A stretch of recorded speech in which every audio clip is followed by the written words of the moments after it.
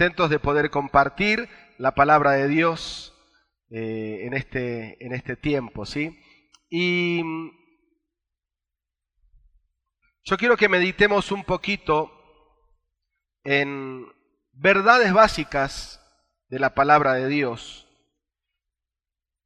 pero no por ser básicas son aplicadas, por lo menos en mi experiencia, y me temo que es la realidad de la gran mayoría de los cristianos.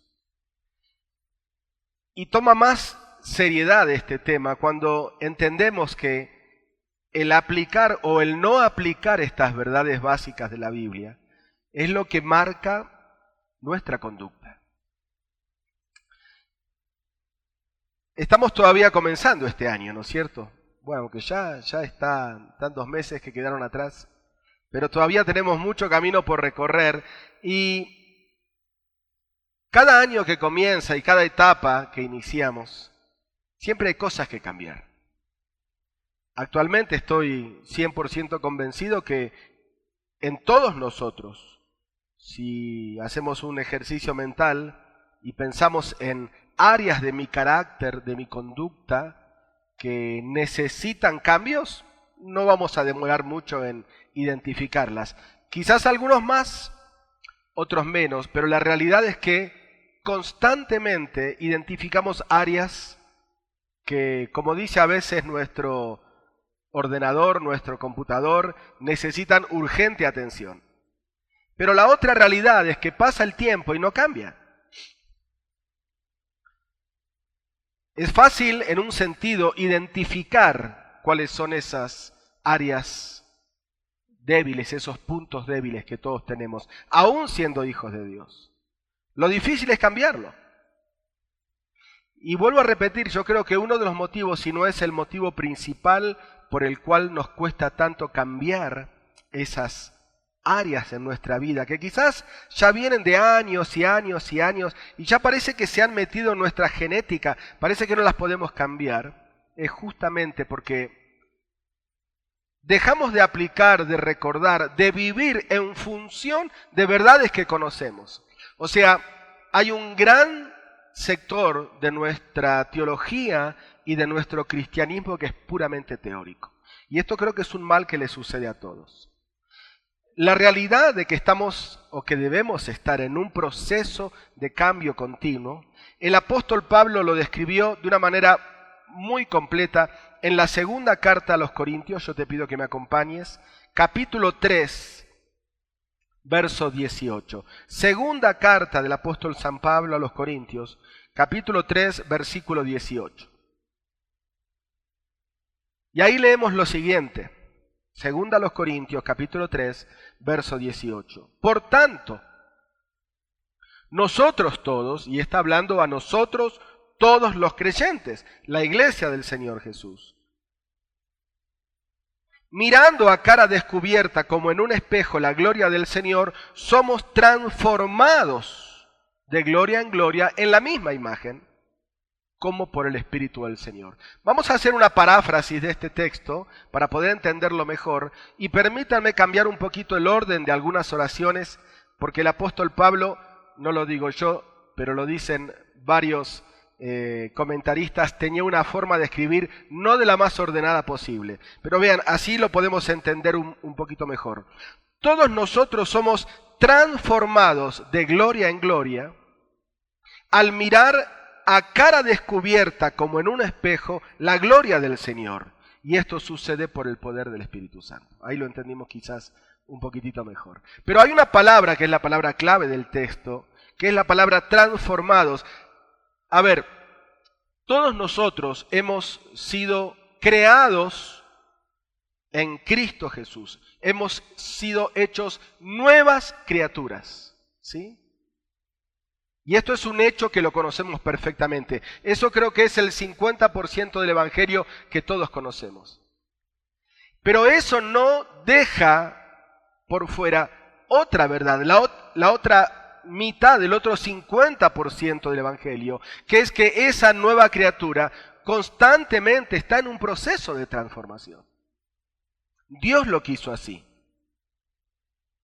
Él en su soberanía podría habernos llevado del estado de la salvación al estado de la glorificación. Pero Él decidió que en medio de esos dos puntos, el punto de partida, el día que aceptamos a Cristo, y el punto de llegada, el día que seamos perfectos en el cielo, exista otro tercer gran paso, que es nuestra santificación progresiva. Y esta es la transformación a la que se refiere el apóstol Pablo. Y dice que como recurso para esa transformación, Dios dejó el espejo de la palabra de Dios y el Espíritu Santo que me capacita. Y en la medida en que yo gaste tiempo o invierta tiempo o pase tiempo frente al espejo de la palabra de Dios, mi transformación, mis cambios van a ser más reales y quizás más seguros también, más definitivos también. Y mira, tenemos que ser honestos con nosotros mismos, que en el trono de nuestro corazón, porque todos tenemos un trono, justamente el corazón es eso, el corazón es un trono, el corazón es donde se toman decisiones. ¿Sí? Algunos dicen, no, la decisión se toma en la mente.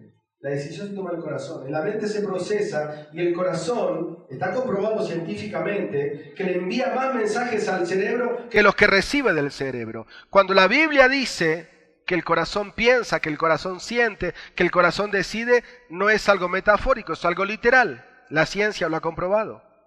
Y en el trono de nuestro ser, en nuestro corazón, se ubican personas u objetos que llegan a ser ídolos con el paso del tiempo.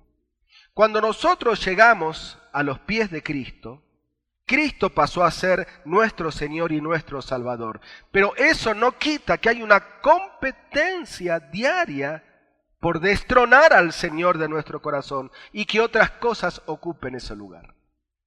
Y mira, una frase que aprendí hace un tiempo y creo que es una gran verdad, dice que somos aquello que amamos. O por decirlo de otra manera, aquello que amamos transforma nuestro ser y llega a condicionar nuestras acciones.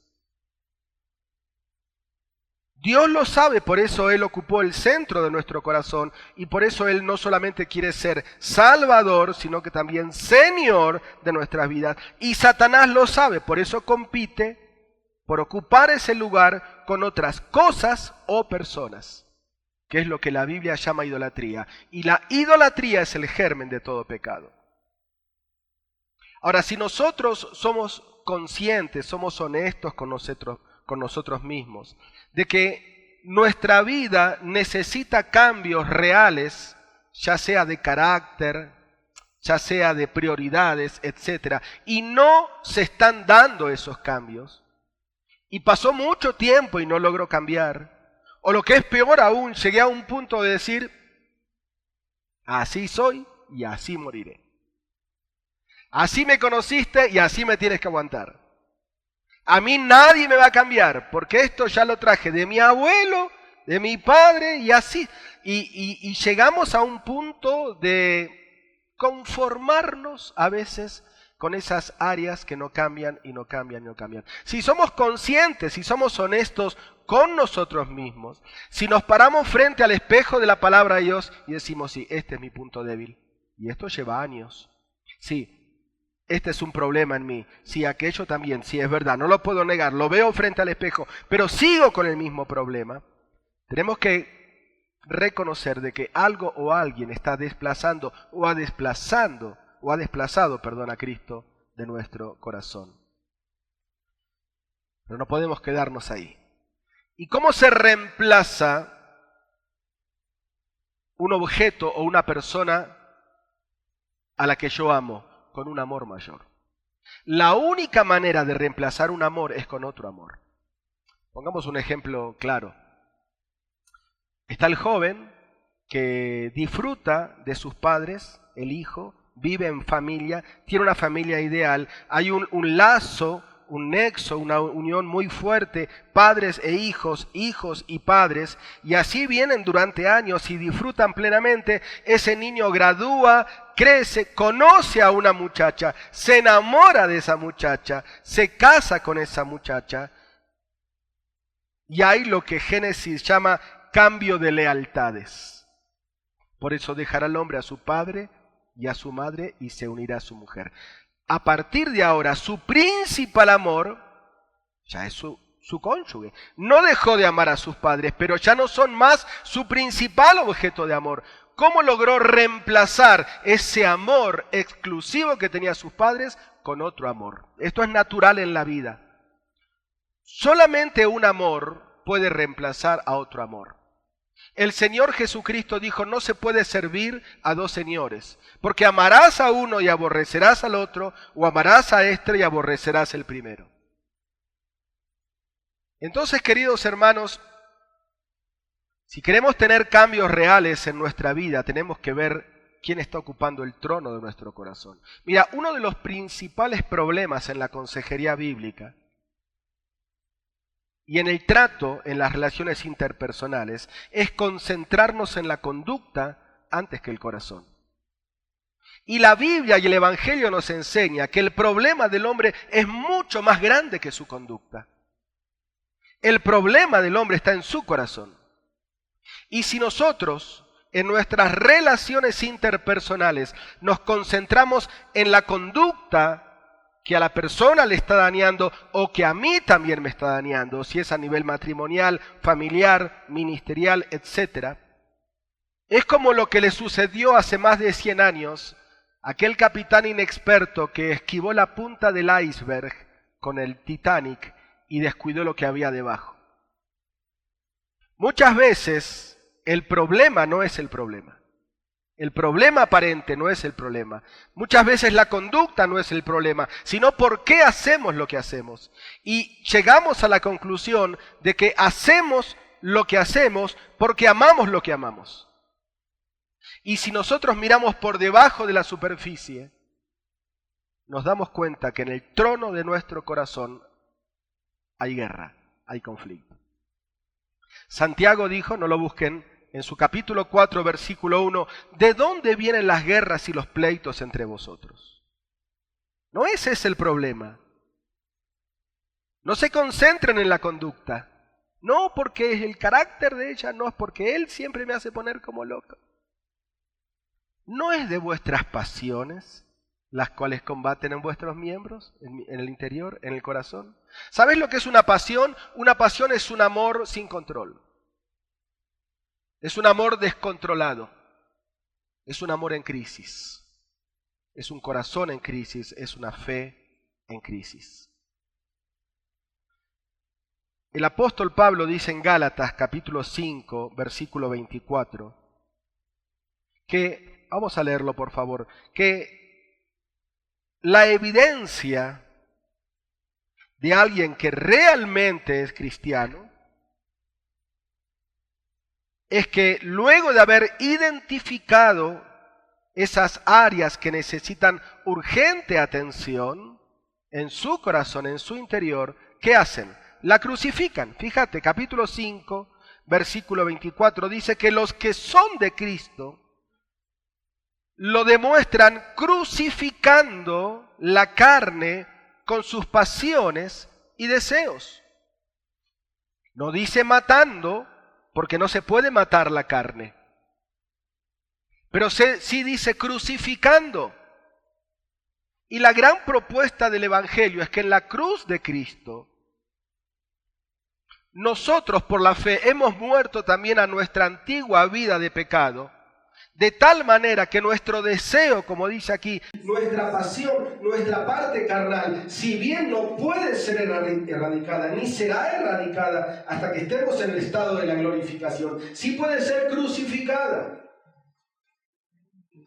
Y vas a escuchar, o mejor dicho, tu parte carnal, tu viejo hombre, tu yo interior, va a escuchar constantemente lo mismo que escuchó Jesús en la cruz del Calvario: bájate de la cruz, baja de la cruz, baja de la cruz. Y eso lo escuchamos todos los días. Esta es una de las evidencias de aquellos que son de Cristo, lo dice Pablo. Otra evidencia está en el mismo libro de Gálatas, capítulo 6, versículo 14. pero lejos esté de mí gloriarme, o por decirlo de una manera más entendible, que ni se me ocurra a mí la loca idea de gloriarme en otra cosa que no sea, ¿qué cosa? La cruz de nuestro Señor Jesucristo. Y repite el concepto, por quien el mundo me es crucificado a mí y yo al mundo. O sea, Pablo dice, cuando yo miro la gloria de la cruz, y esto lo entendemos solamente los creyentes, ¿cómo puede ser que haya gloria en un símbolo de tortura romano? ¿Cómo puede ser que haya gloria en un pedazo de madera? ¿Cómo puede ser que haya gloria en un cuerpo desfigurado, en la sangre derramada que recién recordamos con los elementos? Bueno, para el mundo esto es locura, dice Pablo, pero para nosotros los que creemos, eso es precioso. Y aquí Pablo dice que para él eso es gloria, la gloria de la cruz. Cuando yo soy, dice Pablo, enamorado de semejante amor, el mundo para mí está crucificado. Y si en algún momento el mundo llega aún a hablarme y a tentarme, yo estoy crucificado al mundo. O sea, tanto de ida como de vuelta, yo me mantengo fiel a un solo amor, que es el amor del Señor Jesucristo. Y el apóstol Juan va a decir más adelante, nosotros le amamos a Él, porque Él nos amó primero. Cuando el corazón del Hijo, la hija de Dios, comienzan a recuperar ese primer amor que la iglesia de Éfeso había perdido, y el corazón comienza a cederle el control de las decisiones a la persona que sabe cómo manejar mi vida, mis acciones comienzan a cambiar, no antes, no antes. Debemos entender que el mismo Dios que nos atrajo con su cruz para ser salvos, es el que nos debe atraer también para ser santos. Y a veces me parece que el tema de la vida cristiana pasa a ser como el momento en que yo fui cautivado por la cruz de Cristo, porque recordemos un poquito nuestra conversión. Yo no conozco la mayoría de ustedes cuándo, cómo, dónde, a través de quién recibieron a Cristo. Sería lindo algún día hacer una reunión de testimonio. A mí me encantan las reuniones de testimonio, me encantan, yo las disfruto. Y se escuchan cosas tan increíbles. Pero hay un factor común. ¿Qué es lo que a ti te hizo abrir los ojos al amor de Dios y abrazar por fe el Evangelio? La cruz. Cuando entendimos que alguien me amó, como dice ese himno que me encanta, nadie pudo amarme como Cristo. Cuando entendimos semejante amor, siempre me gusta repetir una frase que me dijeron el día que me convertí. Me dijeron, mira, si Pablo Martini hubiera sido el único habitante del planeta Tierra, igual Cristo hubiera muerto en la cruz por ti. Yo dije, esto no puede ser. Esto es demasiado amor. Y sí, lo tenemos. Mirad cuál amor nos ha dado el Padre. ¿Qué fue lo que nos cautivó y nos hizo doblarnos de rodilla, confesar nuestros pecados, entregarnos a Jesús, experimentar el nuevo nacimiento por la regeneración del Espíritu Santo? Ser cautivados por la cruz. Pero ahora repito esta frase, el mismo Dios que te atrajo con su cruz para ser salvo, es el que te debe atraer para ser santo. El mismo amor. No podemos dejar puesto en un cuadro, como un recuerdo, como un diploma, lo que sucedió en mi vida hace años atrás. Eso debe seguir estando presente cada día de nuestra vida. Y debe ser eso el principal motivo para permanecer enamorados de Jesús. Cuando otra cosa ocupa el lugar en nuestro corazón, cuando nuestro amor, nuestra pleitesía, nuestra fidelidad se la estamos entregando a otra cosa o persona que no sea Jesús, la Biblia llama eso adúltero espiritual. Es fuerte, pero es la realidad. Porque si tú te enteras que tu principal amor, tu esposo, tu esposa, te engaña con otro amor, tú dices, es un adúltero. Es una adúltera. Bueno, utiliza Santiago la misma palabra. Recién mencionamos el capítulo 4, donde habla de los problemas que había entre los hermanos. Y él dice, no es de vuestras pasiones, y 3 versículos más adelante dice, oh almas adúlteras, ¿no sabéis que la amistad con el mundo es enemistad con Dios? Ahí llegó a la base del iceberg, Santiago. Alguien ocupó el trono de tu corazón, por eso hoy te estás peleando con Raimundo y medio mundo. Mayormente, el problema no es el problema. No perdamos tiempo gastando fuerzas, ocupándonos en cambiar nuestra conducta un año más, si nuestro corazón no cambia. A medida que más estemos obsesionados con su obra, menos importancia le daremos a nuestro propio esfuerzo por cambiar. Recuerda esta frase, cambio cuando cambia lo que amo. 1 Juan 4:19, nosotros podemos expresar amor porque Él nos amó primero. Quiero que nos detengamos los últimos minutos en el capítulo 15 de San Juan y analicemos 3 versículos que de una manera muy gráfica, como hablaba el Señor Jesucristo, van a aclararnos un poquito más este tema de un carácter parecido a Cristo, la meta de Dios para cada uno de nosotros. Dice el capítulo 15 de San Juan, y recuerda el contexto en que fue dicho, ¿no? En el contexto de la vid y los pámpanos. Dice el versículo 9, como el Padre me ha amado, así también yo os he amado, permaneced en mi amor. Claro, es que el Señor le está hablando a los discípulos de que tienen que llevar fruto. Y en la Biblia, al igual que en este capítulo, cuando se habla de fruto, se habla de carácter. Es el fruto del Espíritu Santo. Es un carácter cada año, cada mes, cada día, más parecido a lo que fue el carácter de Cristo. Ese es el pasaje con el que comenzamos, con la figura del espejo. Porque tú te miras frente al espejo de la palabra de Dios y, oh sorpresa, no es como cualquier espejo, porque si tú te paras frente a un espejo, aparece tu imagen. Pero la Biblia te refleja la imagen de Cristo, eso lo leímos. Entonces tú dices, no, pero acá no somos iguales. Claro que no son iguales. Pero tranquilo, dice el apóstol Pablo, con su Espíritu Santo yo te voy llevando de día en día, de gloria en gloria, a que esa imagen que está ahí sea la misma que tú tienes. Esa es la meta. Esa es la meta de Jesús. A veces hay personas que dicen, ¿cuál es la voluntad de Dios para mi vida? Bueno, está bien, hay muchas voluntades específicas, pero hay una voluntad general, llevarte a que llegues a ser igual a la estatura de la plenitud de Cristo, dice Pablo en los Efesios, hasta que seamos un varón perfecto. Claro, llegaremos en el cielo, pero tenemos que empezar desde ahora. Y el Señor le está diciendo a los discípulos que Él quiere que ellos lleven fruto. ¿Cómo? Y aquí les responde, versículo 9, como el Padre me ha amado, así también yo os he amado, permaneced en mi amor. El estímulo para cambiar, dice el Señor Jesucristo, es la cantidad de amor con el que yo los estoy amando a ustedes. Y para que tengan una idea, es la misma cantidad de amor que Dios tiene por mí. Ahora, esto necesitamos bajarlo de la mente, del intelecto al corazón. O sea, esta verdad no puede quedar como algo teórico solamente.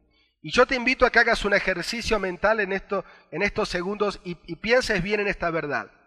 ¿Puedes imaginar la cantidad de amor que Dios tiene por el Hijo? Con mayúscula, por Jesucristo. Bueno, en un sentido no. Porque el apóstol Pablo dice que no podemos medir ni la anchura, ni la altura, ni la profundidad. Dice que es un amor que excede todo conocimiento. O sea, no podemos decir, sí, el amor de Dios es desde aquí hasta aquí. No. Dice, mirad cuál amor nos ha dado el Padre. Porque de tal manera, bueno, toda esa cantidad inexplicablemente enorme de amor que Dios tiene para el Hijo, dice Jesús, es el mismo amor que yo tengo por ustedes. Y no es poca cosa. Permaneced en esta verdad, permaneced en mi amor. Y yo cuando leí este texto decía, gracias Señor, que no nos dijiste permaneced en tu amor, o sea, en el amor nuestro. Porque el amor nuestro es tan variable, tan fluctuante, y el Señor, sabiendo de antemano nuestra propia debilidad, porque Él no se olvida que somos polvo, Él dice, miren, tranquilos, la cuestión, el secreto no es que permanezcan en el amor que ustedes me van a tener a mí, porque yo sé, y se lo dijo a Pedro en San Juan 21, que a veces me amas un poco y a veces no me amas nada y me niegas cobardemente. Yo lo sé, pero permaneced en mi amor, en el amor que yo tengo por ustedes, que es igual al amor que el Padre tiene por mí. Entonces, acá tenemos a un Jesús que quiere volver a enamorarnos. Es como la mujer, la muchacha, la novia, la esposa que le dice a su pareja, mira, yo te amo con todo el corazón. Yo entregué mi vida por ti. ¿Por qué tú estás mirando otras cosas? ¿Por qué tú estás interesado en otra mujer? Yo te amo más que nadie. Por favor, deja esto. Es el ruego, el clamor de Jesús hablando a sus discípulos y decir, vivan constantemente recordando el calibre de mi amor por ustedes. Eso tiene que volver a traerme. Como fue la oración de la esposa en Cantar de los Cantares, apenas comienza el libro, ella dijo a su esposo, atráeme y en pos de ti correremos. Y es vergonzoso, pero a veces, queridos hermanos, aún con la cara que se nos caiga de vergüenza, tenemos que decirle a Jesús, Señor, vuelve a enamorarme, vuelve a atraerme, porque me estoy distrayendo con otras cosas. Permaneced en esa cantidad de amor. Así que la única manera de ser libre de los hábitos que nos vienen esclavizando desde hace tantos años es vivir permanentemente en esta verdad fundamental.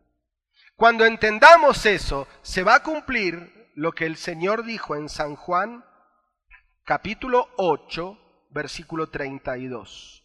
Demos vuelta un poquito para atrás las páginas de la Biblia y ahí leemos un versículo conocido. Dice, y conoceréis la verdad, y la verdad os hará libres. Y no es un pasaje solamente para inconversos, sino para nosotros también.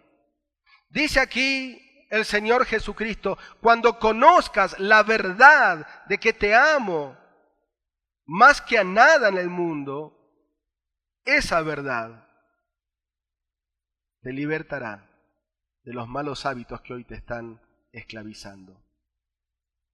Y es triste, pero a veces andamos por el mundo mendigando migajas de afecto, de amor, de reconocimiento, cuando deberíamos andar como David, mi copa está rebosando.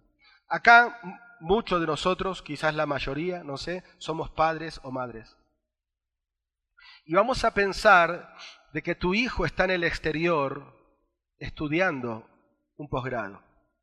Y tú estás pendiente de él, tú le has ayudado, tú le estás costeando los estudios, tú le has dado una tarjeta de crédito, tú le depositas lo necesario, él tiene una mensualidad, no quieres que le falte nada porque tiene que pagar su arriendo, tiene que tener su comida, tú te encargas de que se debite de tu cuenta la cuota, está todo cubierto. Y de repente te llega un mensaje de un amigo de tu hijo que también te conoce a ti y te dice, oye, yo vi a tu hijo en Canadá, en Francia, en Alemania, debajo de un puente pidiendo limosna, pidiendo pan, con una tacita vieja pidiendo que le pongan moneditas. ¿Qué pasó? Tú dices, no, mi hijo no es, ese parecido. Es tu hijo, y te manda la foto, es tu hijo. ¿Tú qué haces? Tú dices, ¿qué? No sé qué haces tú, pero yo ni lo llamo, yo me tomo un vuelo para allá y digo, ¿qué pasa? Tienes la tarjeta, tienes la cuenta de papá, ¿por qué mendigando? Bueno, así se siente el corazón de Dios. Cuando nos ve a nosotros mendigando afecto a nuestro cónyuge, al trabajo, al dinero, quizás a nuestros hijos, no sé, el ídolo que esté ocupando tu corazón. Así se pone Dios. Dice, no. Mirad cuál amor. Todo el amor que el Padre tuvo por mí, toda la herencia, toda la riqueza es para ustedes. No necesitas estar mendigando. El apóstol Pablo dijo, escribiendo a la iglesia en Colosas, vosotros estáis completos en él. Hebreos capítulo 2, verso 11.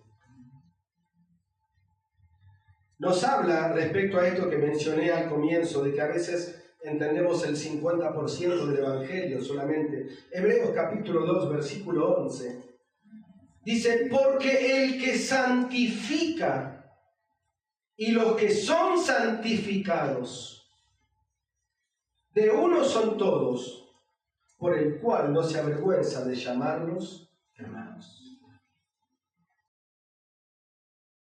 Cuando nosotros aceptamos a Cristo por la fe, no solamente experimentamos la salvación, entramos en el proceso de la santificación. Si en un aspecto somos santos posicionalmente, Él nos ve como santos. Y en un sentido vamos a ser santos de manera perfecta cuando estemos en el cielo, libre del pecado. Pero aún aquí tenemos que experimentar la santificación progresiva. Y este es el proceso al cual me estoy refiriendo. ¿Sabes una cosa? Esa esperanza de haber recibido tanto de parte de Dios es lo que me ayuda a cambiar y a ser cada vez más perfecto y más puro. El apóstol Juan lo dijo en su primera carta, acompáñame por favor, capítulo 3, versículo 3. Y todo aquel que tiene esta esperanza en Él se purifica a sí mismo, así como Él es puro. Entonces, volvemos al comienzo. Nos esforzamos por purificar nuestras áreas débiles, sin enamorarnos de Jesús, sin concentrarnos en esta esperanza de gloria. Dice, se purifica a sí mismo, así como Él, no dice como Él se purifica a sí mismo, ¿no? Cristo no tiene que purificarse a sí mismo. ¿Por qué? Porque Él ya es puro, pero yo no soy puro. Y sabes, la clave en la lucha por una verdadera espiritualidad es comprender mi verdadera carnalidad. No somos puros. Estamos en proceso. Necesitamos la asistencia del Espíritu Santo constantemente. Ahí mismo dice, en el mismo capítulo 3 de 1 Juan, versículo 3.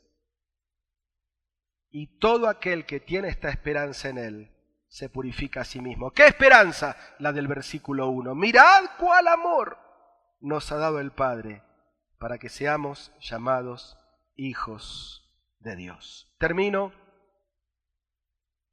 porque tal vez alguno que estuvo atento al mensaje dice, pero a ver, pastor, si la clave para purificarme, para cambiar, para ser cada día más parecido a Cristo, es simplemente volver a enamorarme de Él, ¿qué lugar ocupa en esto el cumplir los mandamientos?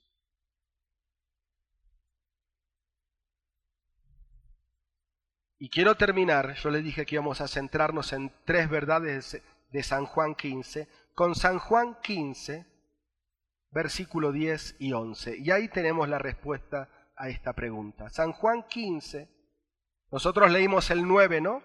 Como el Padre me ha amado, así también yo os he amado, permaneced en mi amor. O sea, no olvides, permanezcan en esta verdad de que fuiste y serás amado increíblemente por Dios, al margen de lo que el mundo diga, al margen de lo que el mundo te ofrezca. Nadie pudo amarme como Cristo. Pero no te olvides de guardar mis mandamientos, dice el versículo 10. Si guardareis mis mandamientos, permaneceréis en mi amor. Claro, una lectura rápida de esta frase me hace pensar que si yo desobedezco, ya no permanezco en el amor de Dios. Pero no es eso lo que dice el pasaje. Y vamos a graficarlo con un ejemplo muy simple. Si tú estás en el campo, en un atardecer, a las 3 de la tarde, el sol te calienta, ¿no es cierto? En estos climas fríos, no sé si te ha pasado. Yo a veces salgo, a mí me encantan las plantas, fue mi vocación, mi estudio terciario fue la botánica, y a veces salgo de mi casa afuera que da el sol y le digo a Marta, ¿hace más frío afuera que adentro? Y sentís el sol que te calienta. Qué rico que se siente. Sí, hace más frío adentro que afuera, perdón. Gracias, Camila. ¿Sabes que estás atenta al mensaje? Qué rico que se siente el sol, ¿no es cierto? Aparte nos hace muy bien. Yo no soy médico, pero ¿cuál es la vitamina que viene con los rayos del sol? La D, rápida responde, ¿no? Y claro, pero vivimos bajo techo, salimos del techo, nos ponemos bajo el techo del coche, salimos del techo del coche, nos ponemos bajo el techo de la oficina, salimos del techo de la oficina al techo del coche y al techo de la casa, y el sol no nos da nunca. Y eso es uno de los grandes problemas de salud. No pasamos tiempo debajo del sol. Qué rico, ¿no? Cuando vos te pones al sol se siente rico. Ahora, vamos a pensar que vos te metés en una cueva. Y ahí ya el sol no te calienta. Y ahí ya hace frío. Y el sol no te ilumina. ¿Es culpa del sol? ¿El sol dejó de calentarte y dejó de iluminarte? Sigue. Pero sos vos que estás. Cuando el Hijo de Dios peca, se mete en una cueva y deja de permanecer en el amor del Padre. No es porque el Padre dice, pecaste, no te alumbro más, no te caliento más. No, Dios hace salir el sol sobre buenos y malos. Por eso el Señor Jesucristo dijo, si guardan mi mandamiento, permanecen bajo el sol. Entonces tengo que vivir una vida ajustada a los preceptos de Dios. Y termino con el versículo 11, porque ¿sabés por qué nosotros permitimos que otros ídolos ocupen nuestro corazón? Por el mismo motivo que Adán y Eva comieron del fruto prohibido. Porque le creyeron la mentira al diablo de que puedo encontrar satisfacción más allá de los límites puestos por Dios. Pero Jesucristo dice, ¿quieren gozo? Pero gozo pepa, gozo sumo, gozo completo. Estas cosas, versículo 11, os he hablado para que mi gozo esté en vosotros y vuestro gozo sea, la palabra cumplido ahí es perfecto. ¿Por qué estar mendigando afecto en ídolos del corazón cuando en el amor de Jesús yo puedo tener un gozo perfecto, una satisfacción completa? Tenemos que entender que muchas veces hacemos como el hijo pródigo, que estaba comiendo algarrobas con los cerdos cuando tenía en la casa del Padre pan recién horneado. Que nuestras vidas puedan cada día, porque esto es una terapia diaria, queridos hermanos, revisar qué es lo que está ocupando el centro de nuestro corazón. Y entonces los cambios vendrán solitos. Amén.